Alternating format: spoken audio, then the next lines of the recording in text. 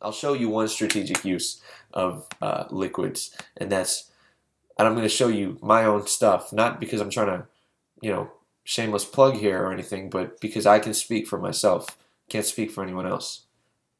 All right, so this song's called Cerulean Blues, and the whole point of this song, the whole aspect of it, what I wanted to communicate was that feeling of fading away into unconsciousness, right?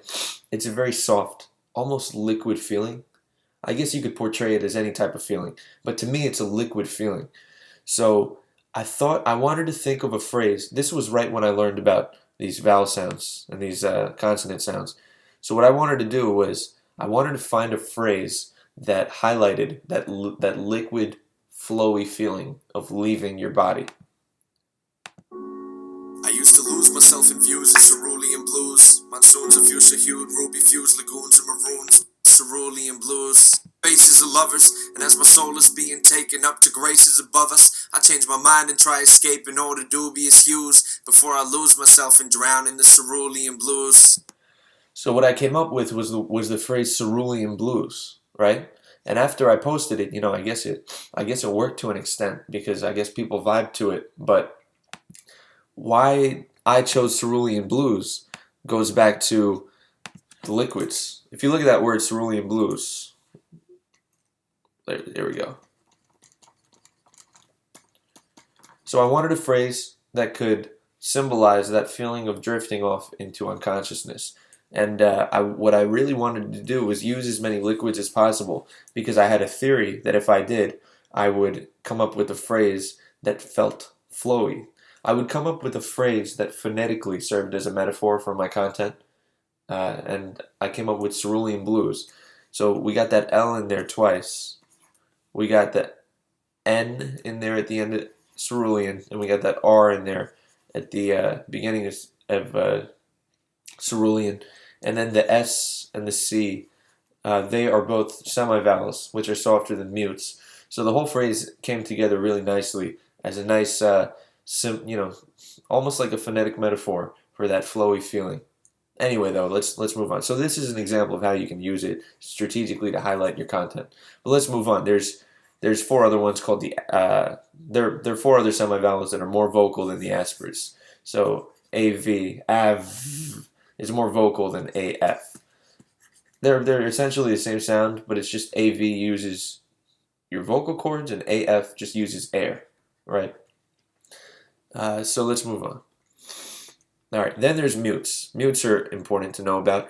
Mutes are the sounds that can't be sounded without a vowel. So let me pick a color. If, for example, the letter K, it's hard to say that and make that sound without putting a vowel in front of it, because if we try, we'll come up with K. But even when we did that, we had a vowel sound, because we could have went K. We could have, we can't really say these sounds without putting a vowel in front of it, as opposed to a semivowel from before, like the soft G. We can just say J, right? We can make that sound, but we can't make these mute sounds as easily. Obviously we can make them to some extent, but not as easily. And what characterizes mutes is that the end of the syllable stops your breath suddenly. So K, right? Ak. You can't drag that K sound on like you could drag a semivowel on.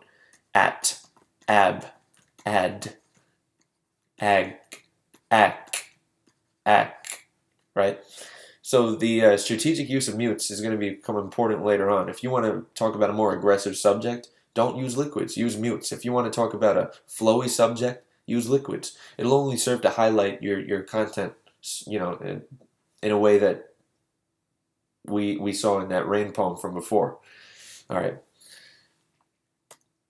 So at this point, it should probably click to you that letters and sounds have a felt quality of sorts. Let me just go back to the mutes. Another concept real quick. This is another cool thing that I noticed about mutes. All the curse words that you can probably think of, all the good ones at least, have mutes in them because mutes are strong sounds, right? I dare you to think of a cuss word with a liquid in it. What, like even the word loon, which is almost sort of an insult, maybe? Loon?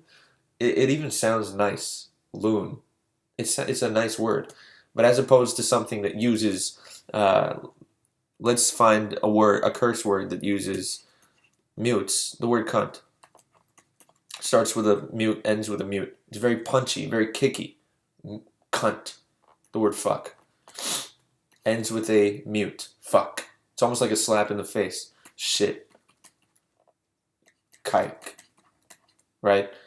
The MHH dreaded homosexual slur.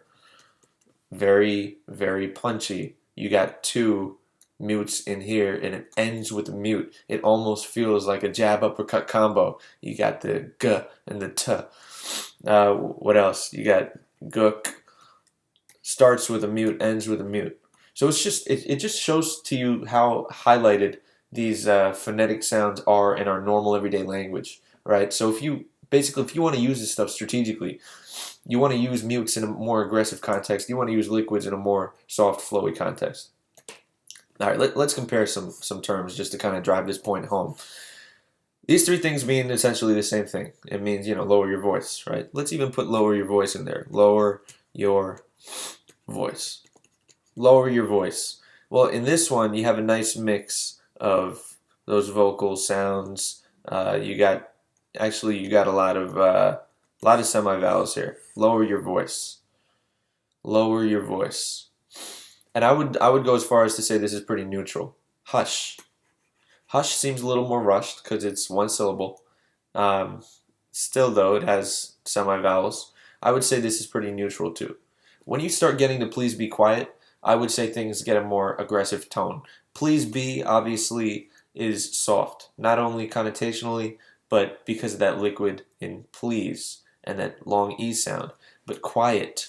Quiet ends abruptly with a mute, and I would go as far as to say it sounds a little aggressive. Shut up. Shut up takes the cake for aggression.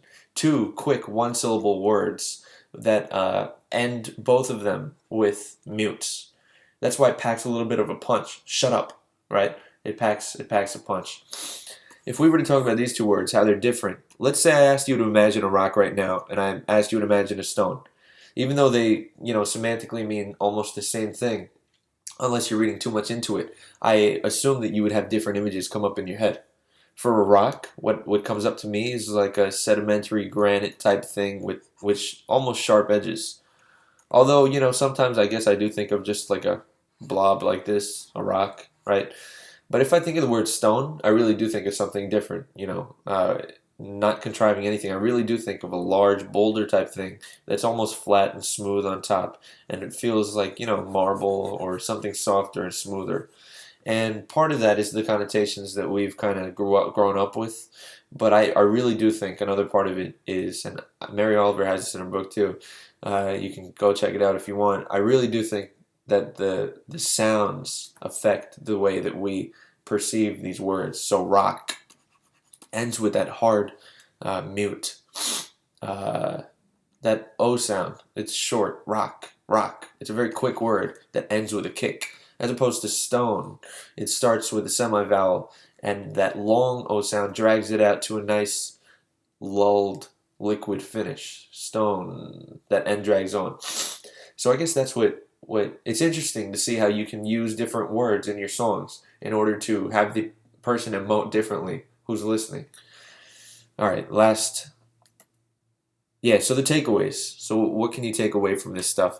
Well, first off, we're gonna, it's important for you to know semi-vowels and mutes. If you're really interested, you can go on Wikipedia and actually read up the detailed version, because some of these liquids that I told you were liquids are nasals. But for a simplified version for MCs, this is good enough. So remember what semi-vowels are. Remember what mutes are. There's 8 mutes, all right? There's the hard C, the hard G, the K, the Q, the T, the B, the D, and the P. And there's 4 liquids. There's L, M, N, and R. The aspirates. And for the other ones, you can kind of find out what they are just by removing these.